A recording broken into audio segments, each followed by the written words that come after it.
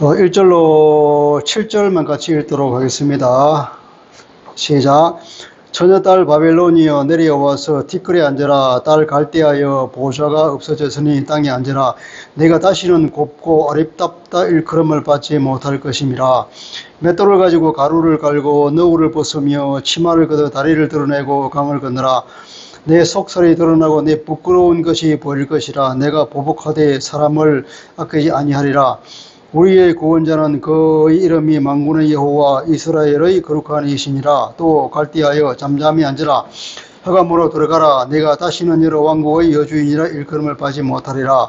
전에 내가 내 백성에게 노하여 내 기업을 욕되게 하여 그들을 네 손에 넘겨주었거늘 내가 그들을 긍휼히 여기지 아니하고 늙은이에게 내 멍에를 심히 무겁게 메우며 말하기를 내가 영영이 여주인이 되리라 하고 이 일을 내 마음에 두지도 아니하며 그들의 종말도 생각하지 아니하였도다. 아멘. 하나님의 말씀입니다.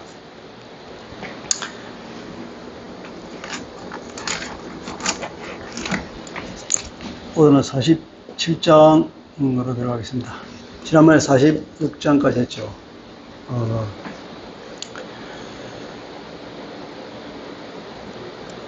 자, 이게, 지난번에 마지막 끝내기 전에 우리 45장 마지막 절과 46장 마지막 절을 우리가 한번 주의 깊게 볼 필요가 있습니다. 한번 45장 마지막 절과 46장 마지막 절 같이 한번 읽어볼게요. 45장 마지막 절 시작. 이스라엘 자손은 다 여호와라 말미암아 의롭다 함을 얻고 자랑하리라 하느니라. 이스라엘은 구원에 관한 하나님의 말씀인데 46장에도 보면 마지막에 내가 나의 공의를 가깝게 할 것인저 그것이 멀지 아니하나니 나의 구원이 지체하지 아니할 것이라. 내가 나의 영광인 이스라엘을 위하여 구원을 시온에 베풀리라. 여기 보면 다 하나님의 의로움, 하나님의 의와 구원이 딱 연결되어 있는 걸 보게 됩니다. 그리고 이게 45장이 됐고 46장이 같죠. 특별히 보면 우리가 45장 25절에 나 여호와로 말미암아 의롭다 함을 얻고 여호와로 인하여 의롭다 함을 얻는다.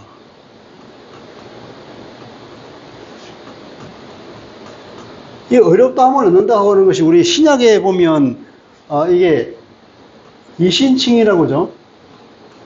믿음으로 얻는 의로움, 의롭다함. 그러니까 이 의롭다함이 뭐냐면 여기서 보면 하나님의 의라고 하는 것이 보면 하나님의 의는 도덕적인 의. 이 개념을 초월하는 개념이에요. 하나님의 의라고 하는 것은 도덕적인 의를 초월. 하나님은 물론 거룩한 분이시고 모든 도덕적인 의를 충족하지만 그보다 더 위에 계신 분이라고 해요. 그러니까 하나님이 하시는 일이 하나님의 뜻대로 이루어지는 것이 의란 말이에요. 하나님은 절대적인 의 가운데 계시기 때문에 불의를 행하시지 않는 분이라고. 그래서 하나님이 하시는 일은 그분의 계획이 순적히 진행되는 바로 그것이 하나님의 의라. 그래서 구원이 이루어지는 거예요. 하나님이 계획하셨으니 반드시 이룰 것이다. 그래서 보면 그럼 우리가 어떻게 구원을 받을까? 내가 율법을 열심히 지켜서 하나님 앞에 어렵다는 칭찬을 받고 그것으로 내가 하나님의 구원을 들어갈 것인가? 사도 바울은 거의 아니라고 그러단 말이에요. 아니라 우리가 어디서 의로움을 얻느냐? 하나님이 주신 의를 들읍니다. 의롭다 함. 이건 판결이든 판결. 재판정에서 너 무죄 선언하는 거예요. 네가 죄가 없다는 얘기가 아니고 너는 내가 무죄를 선언한다. 그냥 선언한 거야. 그래, 의롭다 함이에요. 여호와로 인하여 누가 어떤 사람이 하나님 앞에 의롭다 함을 접받을 자격이 있느냐? 아무도 없어요. 오로지 여호와 그분이 그냥 의롭다 해 주시는 거예요. 하나님으로부터 오는 의. 하나님의 의라. 바울이 말하기를 이스라엘 사람들은 이 말씀을 오해해가지고 내 의를 구했다.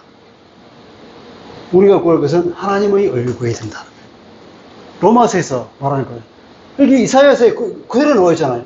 하나님의 의다. 하나님의 의가 우리를 구원에 이룰 것이고, 여호와를 맴매서 어렵다 함을 얻을 것이라. 이스라엘 백성들이 하나님 앞에 구원받을 자격이 있습니까? 하나님이 그렇게 책망하고 징계를 하고 엄청나게 세게 말씀하시잖아요. 하나님 도저히 설 수가 없는 사람인들 불구하고 하나님은 그 이스라엘에 대한 사랑을 철회하지 아니하시고 때가 되니까 여호와로 말미암아서 어렵다 함을 얻을 것이라고. 그러니까 우리가 복음에는 어떤 의가 나왔다고 그랬습니까? 복음에는 하나님의 의가 나타났다고 그랬잖아요. 복음에는 뭐냐? 하나님이 우리를 어렵게 해주신다. 그게 복음이라는. 그래, 그 복음에는 하나님의 의가 났어. 그 하나님의 의는 뭐냐? 하나님이 왜 어려우냐?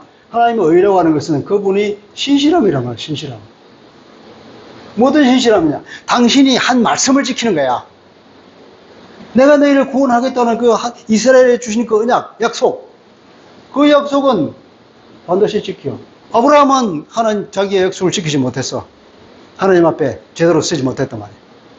그런데 하나님은 당신이 하신 말씀에 대해서 완전히 책임을 지시는 분. 거기서 뭐냐? 하나님의 의라, 의. 하나님의 의. 그 의로움의 의. 하나님의 신실함에 의지해서 우리는 구원을 받는다. 우리의 능력이 아니라 하나님이 주신 약속이기 때문에.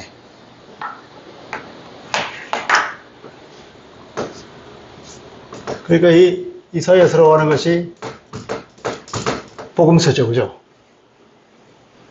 이렇게 분명히 그 옛날부터 이게 선언되어 있고 예언되어 있는 내용인데 왜 그동안은 사람이 그것을 알아보지 못했을까요?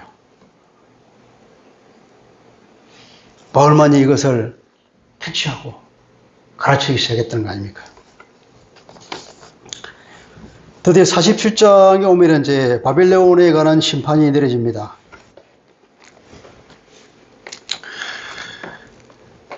1절부터 7절까지는 이제 하나님의 보복에 관해서 이제 하나님은 당신의 백성들에 대해서 하나님의 백성을 돌보시는데 아주 극성스러워. 옛날에 왜 초등학교 애들 보내놓고 막 엄마가 나가서 설치는 걸 치맛바람이라고 했잖아요. 우리 하나님은 이 한국에 있는 엄마들의 치맛바람을 헐치는가 하는 거죠. 당신의 백성들을 사랑하고 보살피는 데는 아주 극성스럽게 당신의 백성이 피해를 당하면 반드시 보복을 하고 그 백성을 보호해 주시는 분이 하나님이에요. 우리 하나님은 그런 분입니다. 안심하십시오. 네. 처녀딸 바벨론이여 내려와서 뒷거리 앉으라. 이게 처녀딸 바벨론, 이 바벨론을 이제 사람에게 비유를 한 겁니다. 어떤 사람에 비유했냐. 아무 어려움을 당하지 않고 그냥 좋은 일만 누려 살았던 그 공주로 이제 비유를 한 겁니다. 그 공주가, 지쳐놓은 공주가 이제 뭐냐면, 이제 뒷거리에 앉아라. 내 보좌가 없어지니까 땅에 앉아라. 자, 뒷거리에 앉아라. 내려와서 뒷거리에 앉아라. 똑같은 말이, 보좌가 없어지니 땅에 앉아라. 똑같은 말이죠. 항상 성경을 보면은 같은 말을 강조하기 위해서 반복하래요. 반복하는데 이것을 대꾸라고 하죠. 대꾸 관계를 통해서 서로, 이런 경우가, 혹은 이 대꾸의 기능이 이제 이 우리는 반복법이라고 그러죠. 반복하는 설명. 이런 것이 굉장히 많습니다. 뒷거리에 앉아라 하고 땅에 앉아라가 다른 말이 아니라 같은 말이에요. 왜냐 강조하기 위해서 두 번 반복하는 겁니다. 내가 다시는 곱고 어렵다 이 그름을 받지 못할 것이다. 이제 맷돌을 가지고 가루를 갈고 맷돌을 돌리는 사람은 하인이 하는 것인데 그 중에 가장 낮은 지위에 있는 사람이 맷돌을 돌리거든요. 그래서 가장 지체가 높은 가장 지체는 뭐겠어요? 타업에서 가장 낮은 곳으로 이제 떨어진 것을 얘기합니다. 그리고 너울을 벗으며 이제 지쳐높은 공주들이 얼굴에 달고 다니는 그 너울을 벗고 하인들처럼 벗고 치마도 그도 올리고 다리를 뜯어내고 이제 강을 건너라. 강을 건넌다고 하는 것은 포로로 잡혀가는 것을 상징하는 겁니다. 그리고 내 속살이 드러나고 내 부끄러운 것이 보일 것이다. 여기 내 부끄러운 것이라고 하면 여자의 가장 부끄러운 그것을 얘기하는 겁니다. 이것을 보고 어떤 사람들은 이 여자가 강간당하는 모습을 전쟁에서 포로로 잡혀가면서 강간당하는 모습을 연상하도록 쓴 것이다. 이런 얘기도 있죠. 그래서 그건 이 바벨론에 대한 하나님의 이 보복인데 이스라엘 백성들에게 당한 것만큼 보복해 주는 거예요. 하나님의 말씀, 동해보복의 입을 치는 동해보복. 이게 뭐냐면, 이에는 이, 눈에는 눈. 그 과도한 것을 넘지 못하도록 그만큼만 하라. 이 동해보복을 보장해주는 방법이 뭐냐면, 그게 도피성 같은 게 있잖아요. 도피성이 바로 그런 거라고. 사람들은 뭐 과도하게 보복하니까 그걸 방지해가도록 도피성에 숨을 수 있는 길을 열어준 거죠. 하나님은 그렇게 보복을 하더라도 반드시 그 한도를 넘지 않으시는 분이라는 걸 볼 수 있습니다. 그리고 내 부끄러운 것이 보일 것이다. 내가 보복하다, 하나님이 보복하는 내가 보복하다 사람을 아끼지 아니하리라. 이 바벨론의 파멸이 이제 맷돌을 돌린다고 하는 것은 노예가 노예로 떨어진다는 걸 얘기하고, 강을 건다는 것은 유배자가 된다는 것이고, 속설이 드러난다는 것은 아까 얘기한 대로 그렇게 수치를 당한다는 그 얘기죠.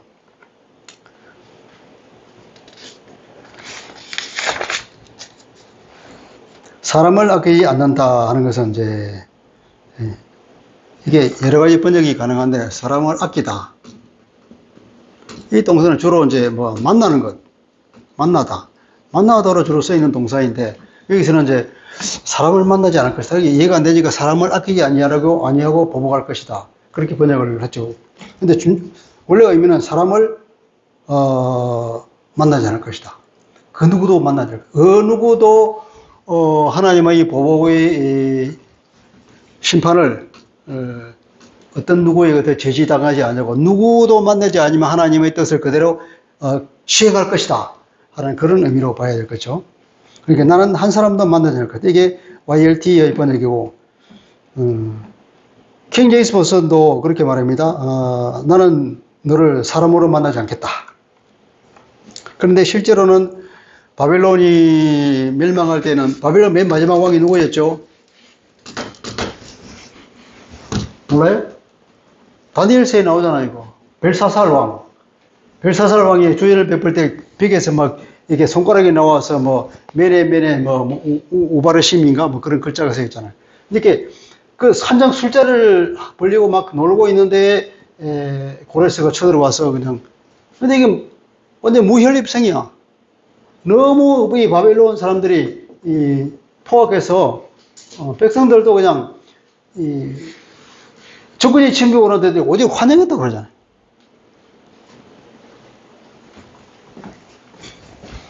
근데 무혈입성인데도 불구하고 이렇게 이제 표현은 그렇게 하는 거예요.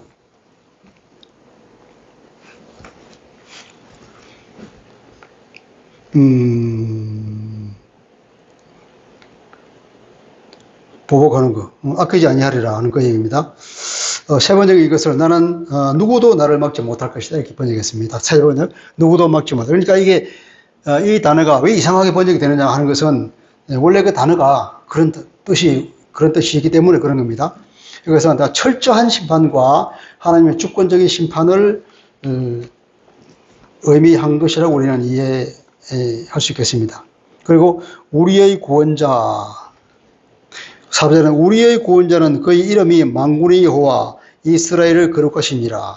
우리의 구원자. 우리의 구원자. 구원자는 이제 모시아거든요, 모시아흐. 모시아흐, 넨누, 이렇게, 우리의 구원자, 모시아. 또, 그러니까, 우리의 구원자. 그 이름이 만군의 여호와다. 만군의 여호와.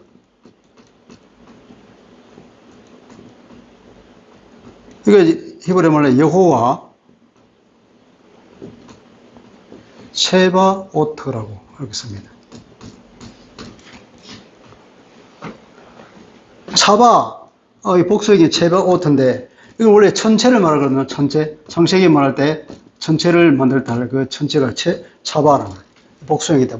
그러니까 이 천체라고 하는 것은 하늘에 있는 천군, 또는 천사들, 하나님이 부리는 그 군대들, 그걸 말할 때 이제 아주 지극히 숫자가 많은, 하나님이 부리는 천군 천사들. 그러니까 하나님의 대단한 주권과 전능하신 능력을 말할 때 체바오트라고 했습니다. 그러니까 여호와 체바오트라는 건 이걸 이제 우리 성경을 망군의 여호와라고 번역했죠. 우리가 성경 구약에 보면 망군의 여호와라는 것은 이런 뜻입니다. 망군의 여호와는 여호와 체바오트라는 것인데 천체, 다시 말하면 하늘에 있는 천군 천사를 다 거느리고 전능한 능력을 휘두르시는 그 전쟁에 능하신 하나님, 그걸 말할 때 여호와 체바오트라는 말을 쓰는데 우리는 그것을 망군의 여호와라고 아주 잘 번역했죠. 그리고 그분은 뭐냐면 이스라엘의 거룩하신이라. 거룩하시니. 체바.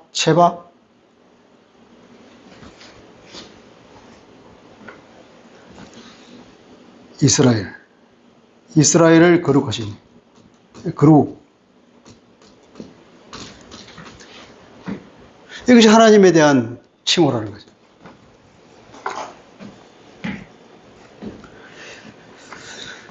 우리의 구원자는, 여기서 구원자, 주로 이제, 고엘 나왔습니다. 고엘. 히브리 말로 가알이라고 하는 데서 나온 건데, 그, 구약에 보면은 왜 기업 모르는 자, 대로 고엘을 쓰거든요. 이게 모른다 그러는데 계약을 했는데, 계약을 해지하고 원래대로 돌아가는 거예요. 그걸 이제 모른다. 모른다는 단어를 요즘은 잘 안 쓰지만 옛날에 내가 어릴 때마다 모른다는 많이 썼어. 주로 어디서 많이 썼냐면 바둑 둘 때. 바둑 서로 두다가 하나가 뒀잖아. 뒀는데 내 실수야 이것은 다시 물을게. 그때 쓴 거. 화두를 칠 때 이제 내가 실수야 잘못했다. 난 물른다. 그것도 모른다는 거예요. 원래 이제 한번 했던 것을 다시 되돌린다. 물은다는 거예요. 우리는 그 사투리를 물린다 이렇게 쓰는데 물은다. 되돌린다는 거예요. 기업 물은 자는 내가 하나님의 투로 받은 기업, 땅, 그 땅이 살다 보니까 어려워져서 팔지 않을 수 없어. 팔아버렸어. 그때 그 친척 중에서 가까운 친척이 그걸 불쌍히 여겨서 그냥 자기 사비를 털어가지고 다시 사서 돌려줘. 그게 가까운 친척이 해야 할 의무라. 하나님 주신 의무인데, 그런 가까운 친척이 뭐냐면 기업 모르는 자예요. 그걸 가까운 친척이 그걸 할 수 있는 능력과 의무가 있는 거예요. 자기과 의무. 그래서 그 가까운, 이게 기업 모를 자는 하나님이 이스라엘의 고엘로 역할을 했다. 하나님의 가장 친한 친척으로서의 역할, 보호자의 역할을 한 거예요. 한 가족으로서의 역할을 한 거죠. 그러니까 하나님에 대해서 얼마나 가깝게 생각하는 겁니까? 기업 물을 자로 그렇게 하나님께서 역할을 하신 겁니다. 바벨론을 심판하는 것은 그분의 고엘로서의 역할을 한다고 하는 것을 분명히 나타내는 것이다. 칼빈이 하는 얘기. 이 얘기를 보고 칼빈은 그렇게 해석했다. 43장에도 고엘은 43장 1절에도 나오고 또 14절에도 나와요. 이렇게 고엘이 이제 여러 번 나오는 거죠. 이사야서에서. 하나님은 이스라엘에 대해서 가장 가까운 친척으로서의 의무를 다하시는 분으로 스스로를 나타내시는 분이에요.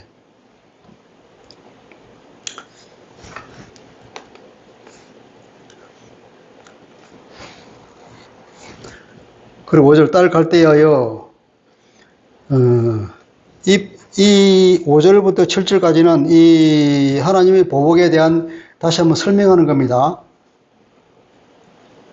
바벨론이 얼마나 만행을 많이 저질렀는데, 그래서 그 보복이 얼마나 정당한 것인가 하는 데 설명이 이제 7절까지거든요. 딸 갈대하여 잠잠히 앉으라. 잠잠히 앉으라는 것은 옛날에는 수술 풀었기에 큰 소리를 쳤지만 이제는 아무 소리 못하고 조용히 있는 거예요. 그리고 허감으로 들어가라. 어둠스로 들어가라. 광명 가운데 있는 권세를 휘두르는 이제는 아무 소리 하지 말고 조용히 꺼져 이 말이에요. 내가 다시는 여러 왕국의 여주인이라고 일컬음을 받지 못하리라. 전에 내가 내 백성에게 노하여 내 기업 하나님은 당신의 백성을 당신의 기업이라고 합니다. 하나님이 이스라엘들에게 땅을 나눠주는데 그걸 기업이라고 얘기했잖아요. 기업. 기업이란 그러니까 그 재산이 재산. 어떤 재산이냐면은 이건 상속 재산이에요. 상속받은 재산. 이게 상속받은 재산이기 때문에 아무 팔 수도 없어. 예, 그래서 굉장히 이건 영광스러운 거예요. 왜냐하면 그 가문을 나타내거든요. 그래서 그걸 이 기업이라 하는 단어는 그런 의미가 있는 거예요. 나는 하나님으로부터 친히 상속받은 거야. 그래서 그것은 그만큼 이게 영광스러운 거예요. 우리의 지위를 말해주는 것이고, 하나님과 나와의 관계를 말해주는 거기 때문에 그 기업이 중요한 의미가 있는 건데, 다른데. 하나님께서는 또 당신의 백성들을 뭐냐면 당신의 기업이라고 그래. 이때의 기업이 뭐냐면 재산이야, 재산. 하나님의 고유재산. 하나님의 가장 애지중지하는 고유재산이 뭐냐면 이스라엘 백성들을 하나님은 당신의 고유재산이라고 가장 귀하게 생각하는 그만큼 당신의 백성들에 대한 애정을 가지고 있는 분이죠. 오늘 우리가 예수 그리스도를 통하여서 하나님의 이 기업이 된 하나님의 고유재산이 된 겁니다. 하나님 말하자 이거 우리를 보물이라고 번역하기도 하죠. 보물. 다른 성경이 보면 보물이라고 또 표현을 합니다. 영어로는 treasure. 네? 보물.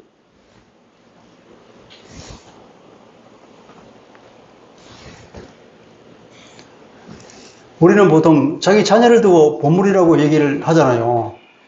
우리 집에 뭐 재산 목록 1호 누구, 큰 딸 누구 이렇게 가끔 말하듯이 하나님께서 당신의 보물을 당신의 백성 이스라엘을 보물이라고 표현하는 거죠. 우리가 하나님은 보물입니다. 아멘이시죠? 자부심을 가지십시오. 프라이드를 가지세요. 나는 하나님의 보물입니다.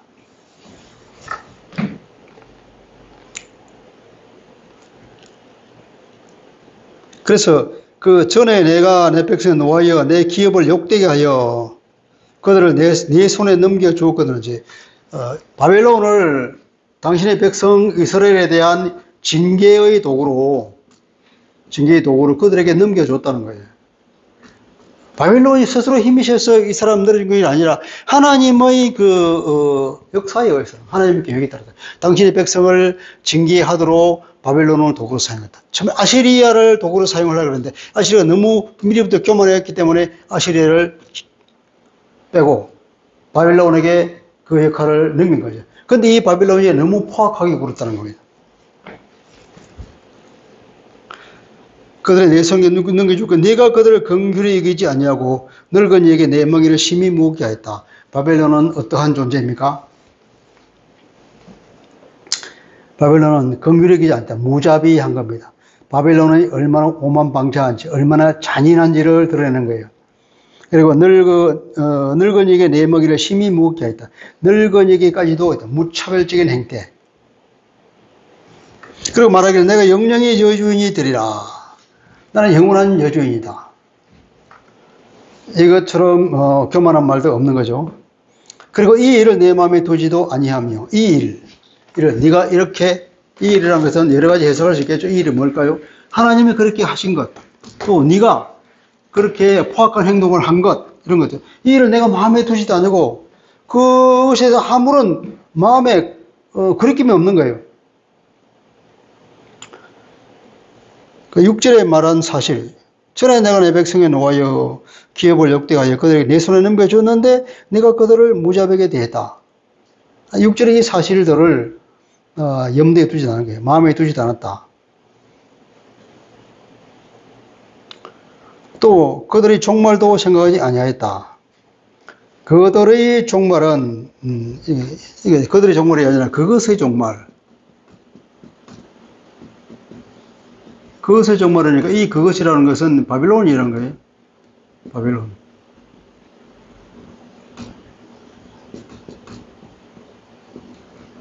남에게 그렇게 무자비하게 행동하는 그걸 아무런 그렇게 무슨 아무런 마음에 생각도 안 했어. 그리고 네가 망할지도 모른다는 너의 종말을 생각하지 않아. 네가 영원히 갈 것 같으냐? 그렇게 생각이 없는 놈들이야. 그래, 그것에 대한 바빌론을 심판하는 정당성에 대해서 하나님 그렇게 지적하는 겁니다. 오만방자하고 잔인하고 무자비하다는 것. 도덕의식도 없다는 거죠. 마음에 두지 안 하고 생각도 하지 아니하였다. 자기가 망할 것도 생각 안 했다는 거예요. 영원히 갈 거라는 그런 생각에 빠져 있었다는 거예요. 자, 그리고 8절. 그러므로 사치하고 평안히 지내며 8절부터 11절까지는 이제 이들에 대한 하나님의 진단입니다. 진단. 그들이 얼마나 교만한지에 대해서 하나님께서 이제 지적하시는 겁니다. 자, 사치하고 평안히 지내며 사치한다고 해서 연락을 즐기고 아까 벨사살 왕이 술판을 벌리고 하는 거죠. 술판을 벌리고 그뿐 아니라 온갖 음란에 빠지고 하는 그런 것들을 다 포함하는 그리고 평안히 지내며 아무 걱정 없이 지내고 그러면서 그 마음이 이러기를 나뿐이라 나 외에 다른 이가 없다. 나뿐이다. 우리말 번역은 나뿐이다. 본문에는 그냥 나다. 나다. 이렇게 표현돼. 나 외에 다른 사람, 나 외에 다른 사람이 없다. 이게 나다는 거예요. 이게 무슨 말일까요? 나다. 영어로 치면 I myself 이렇게 쓰면 I myself 나다. 어디 누군가 천상천의 유아독존이라 말이 있습니까? 그 비슷하게 나다. 바벨론은 생각하는 나밖에 없어. 남에 대한 아무런 고려의 가치가 없는 거야. 남이 죽든 말든 얼마나 무자비게 하든 그건 아무 고려가 안 돼.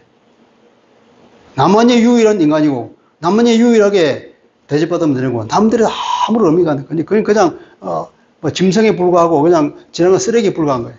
그 정도로 바벨론이 인간에 대한 생각을 교만했다는 거죠.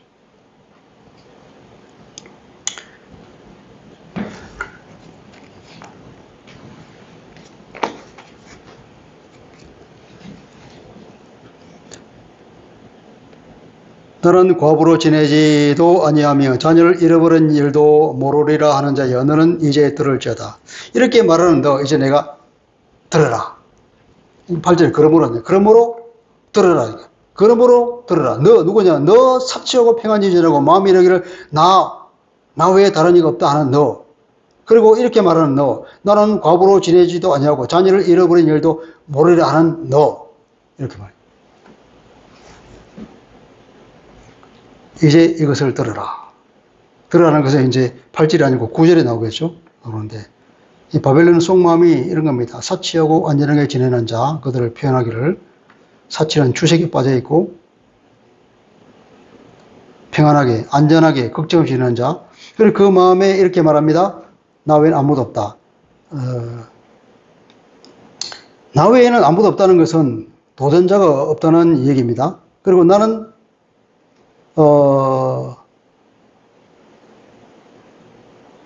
나는 결코 과부로 살지 않을 것이다.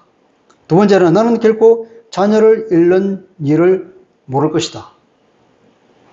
모른다고 하는 것은 고려에 없다는 거죠. 그 마음에 모를 것이다는 얘기로 쓰면서 11절에 그제 모른다는 얘기를 같이 써요. 이건 이제 문학적 표현인데 11절에 보면은 재앙이 내게 임하리라. 그러나 내가 그 권을 알지 못할 모른다 그랬잖아요. 그리고 또 파멸의 호련이 내게 임하리라. 그러나 내가 알지 못할 것이라. 네가 네 미래에 대해서 그렇게 어려움이 닥칠 거냐 생각도 안 한 너요. 그럼 앞으로 닥칠 파멸도 너는 모를 것이다. 그런 하나님의 재치 있는 말씀이죠. 9절 한날에 갑자기 자녀를 잃고 과부가 되는 이 두 가지 일이 내게 임할 것이라. 내가 무수한 주술과 많은 주문을 빌지라도 일이 온전히 내게 임하리라. 여자가 남편을 잃는 것과 자녀를 잃는 것은 치명적이죠. 그 고대 세계에 여자가 살아남는 거 결혼해서 남자로부터 보호를 받아야 되는데 이 남편이 죽어버려요. 그래서 구약에 보면은 불쌍한 사람의 대표로 말하는 항상 고와 과부 나그네 말하잖아요. 고는 돌볼 부모가 없어. 과부도 마찬가지로 돌볼 사람이 없어. 보호자가 없는 거예요. 나그네도 마찬가지로 보호자가 없는 거예요. 보호자가 없는 사람. 그리고 그뿐 아니라 이제 남편이 죽으면 자녀라도 크면 되는데 자녀까지도 다 잃는 것. 이 여자는 이제 도저히 살아갈 그런 사회에서 살아갈 수 있는 어떤 비빌 언덕이 없어질 뻔한 겁니다. 가장 치명적인 일이 일어나는 거죠. 그런 일이 한날에 일어나다. 한날에 갑자기 임한다. 그리고 내가 무수히 많은 주술과 주문을 빌지라. 주술과 주문.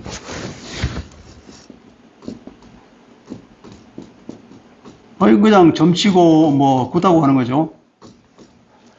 바벨론이 그 당시에 고대 사회에서 가장 이 주술과 이런 발달했다고 합니다.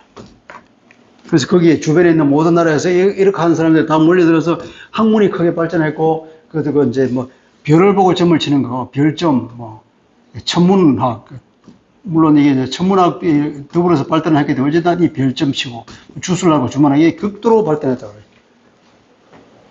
이 앞에 나왔잖아요. 그 벨과 너보 벨이 엎드러지고 너보가 엎드러지는 그런 우상을 섬기면서 이런 일이 이제 횡행했다는 거예요.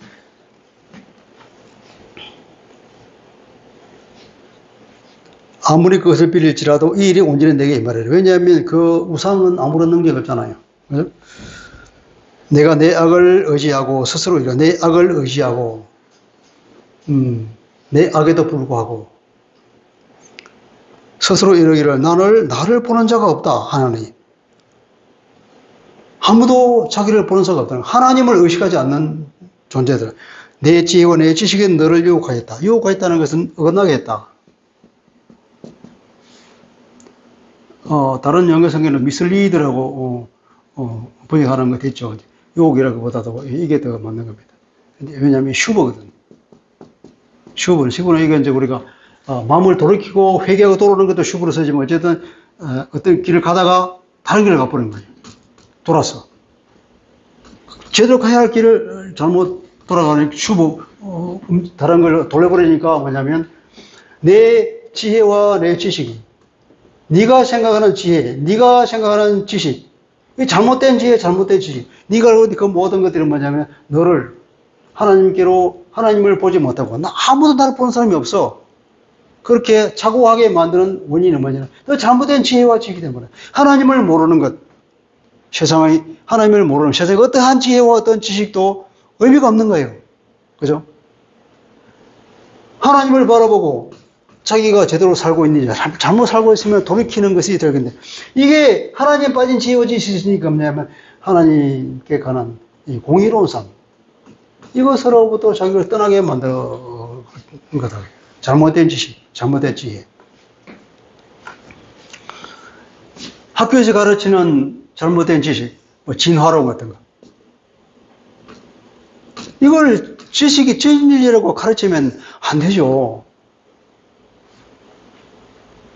어떻게 학교에서 학문이 아닌 것을 이렇게 학문인 것처럼 포장해서 가르치는지 이해할 수 없는 일입니다. 이런 지식은 그러니까 어떻게 사람을 잘못 인도해가지고 망하게 하는 길은 망하게, 영혼을 망하게 하는 거예요.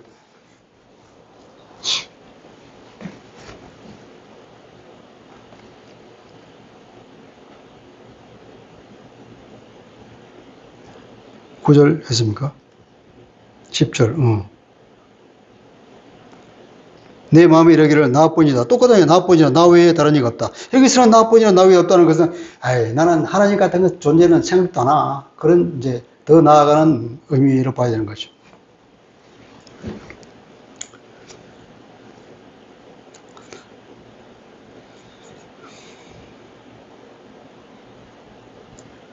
(10절) (11절) 내가 내 악을 의지하고 스스로 이르기를 그리고 11절 재앙이 내게 임하리라. 그러나 내가 그 근원을 알지 못할 것이며 그 근원을 알지 못하는 것은 그 동타는 것을 알지 못할 것이다. 재앙이 내게 임하지만 그 재앙이 시작되는 건 출조가 내가 그런 식으로 사니까 세상이 어떻게 돌아가는지를 징조를 파악할 수가 없다는 거예요. 손해가 내가 손해는 마찬가지 재앙 이것도 재앙과 비슷한 뜻입니다. 아까 그렇죠. 대꾸를 써가지고 반복하는 의미입니다. 손해가 내게 이르리라. 그러나 내가 그를 물리칠 능력이 없을 것이고 파멸의 호론이 내게 임하리라. 그러나 내가 알지 못할 것이다. 똑같은 얘기를 삼중으로 반복해서 설명하고 있습니다. 그만큼 확실한 하나님의 심판 선언입니다.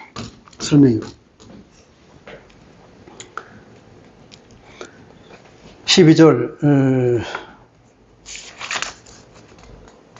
12절부터는 그들이 믿고 있는 종교가 얼마나 무력한가에 대한 설명이죠, 이제.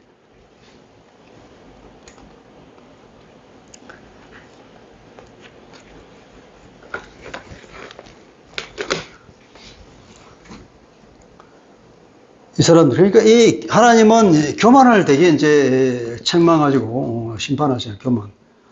하나님을 무시하고, 하나님을 무시하고 거부하고 뭐 아무 안중에도 없는 것. 그러니까 이 세상을 하나님께서 통치하신다고 하는 이 개념이 없는 존재들. 이것처럼 교만한 게 없는 거예요. 아무런 저기 악을 해가면서도 도저히 어떤 보는 사람이 없어. 이 세상을 선으로 통치하고 계시는 어떤 존재가 계신다는 걸 인정을 안 하니까. 이런 존재에 대해서 하나님은 굉장히 세게 심판하신다는 거예요. 오늘의 불신자도 마찬가지로 이 세상은 그냥 돌아가는 것이 아니라 하나님의 섭리에 의해서 통치되고 있는데 그분은 지극히 선한 분이란 말이에요. 악을 미워하시는 분이고. 근데 그 악을 행하면서도 이 땅에는 선하게 살아라고 하는 그렇게 요구하는 분이 없어. 아무도 보는 사람이 없어. 죽으면 끝이야. 그렇게 생각하는 사람들에게는 하나님의 준엄한 심판이.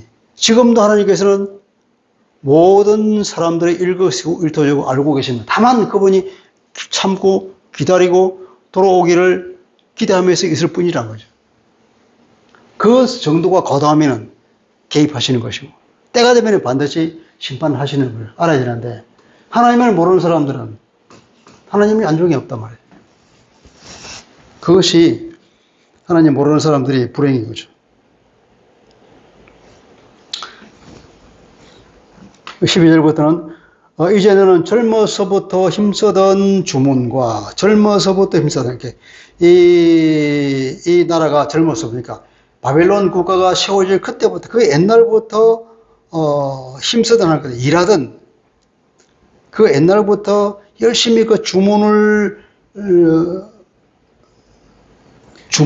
뭐랄까 이 점술과 그것을 자기들 그 학문을 확립하기 위해서 그렇게 노력하고 열심히 일하고 또 자기들 섬기는 그 우상들을 열심히 섬기고 했던 그 일한 그 일로 표시했죠.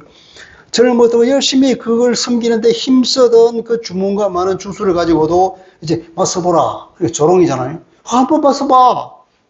혹시 유익을 얻을 수 있지. 혹시 놀라게 할 수 있지. 사람들을. 대단히 조롱하는 얘기입니다. 13절 네가 많은 계략으로 말미암아 피곤하게 되었다. 오히려 피곤할 뿐이다. 하늘을 살피는 자와 별을 보는 자와 초원들을 예고하는 자들에게 그들에게 이 사람들이 다 뭐합니까? 이 사람의 점수라고 그런 거 하잖아요. 그들이 하는 일들 주문과 점술과 주술이라 하는 그 사람들에게 한번 말해보라 그래. 일어나서 너를 구원하라고 말해봐. 근데 그들은 보라. 그들은 초계 같아서 불에 타려니 그 불꽃 세력은 그 불꽃에 스스로 구원하지 못하다. 그 불은 그냥 불이 아니야.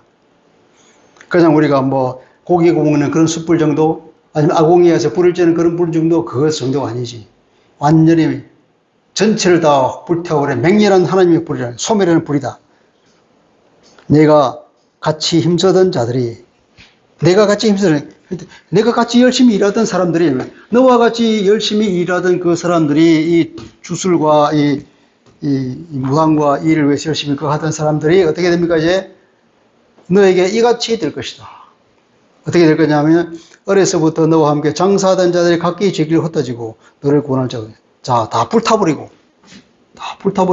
각기 뿔뿔이 흩어진다. 제 갈 길 가면 바벨론은 하나님의 심판이 떨어집니다. 이들이 각기 자기 그 옛날부터 같이 열심히 일하던, 같이 열심히 우상을 섬기던, 같이 열심히 점괘를 만들기 위해서 노력했던 그 사람들이 다 각기 살 길을 종해서 각자 도신 길을 가버리고 너를 구원할 자가 없을 것이다. 하나님은 맹렬한 심판. 여기서는 이제 보면은 될 것이다가 아니고 사실은 이건 완료행위가 돼요. 완료행. 구약은 완료행. 이미 그렇게 되었다. 하나님이 이미 그렇게 작정하셨다. 그러니까 그것은 이루어졌다. 혹은 선지자가 환상을 봤는데 환상 가운데서 다 봤어. 보이 끝났어. 이렇게 관련을 쓰는 거죠.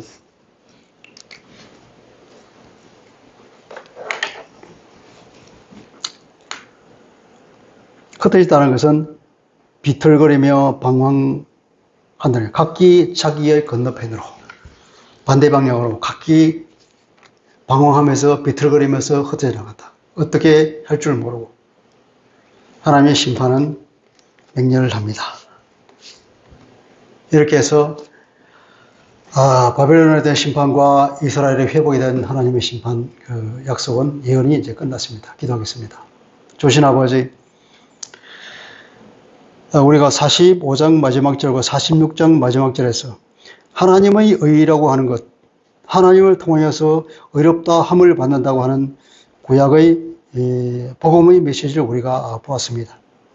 그리고 이제 하나님께서 친히 46장과 47장을 통하여서 바벨론을 심판하시는 걸 보게 됩니다. 하나님의 당신의 백성들을 사랑하기에 지극히 사랑하시며 그들을 눈동자처럼 지키고 보호하시고 당신의 백성이 다른 누구로부터 피해를 당하는 것을 조금도 그냥 넘기지 아니하시는 우리의 지극한 보호자요, 우리를 지극히 사랑하는 아버지인 줄 믿습니다. 그러한 하나님이 우리의 아버지이시기에, 그러한 주님이 우리의 구원자이시기에 우리는 절대로 안전하며 우리는 절대로 주님 안에서 평안함을 누립니다.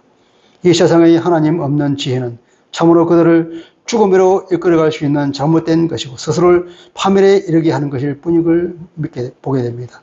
하나님을 반드시 알아야만이 바른 길을 가게 되는 것이고 이 땅을, 온 세계를 선으로 다스리고 이끌고 지금도 보고 계신다는 하나님이 계신다는 것을 모르는 자들은 정말 불행하는 자들입니다. 우리가 하나님을 알고 우리 주 예수 그리스도로 인하여서 구원을 받게 된 하나님의 자녀가 되겠죠.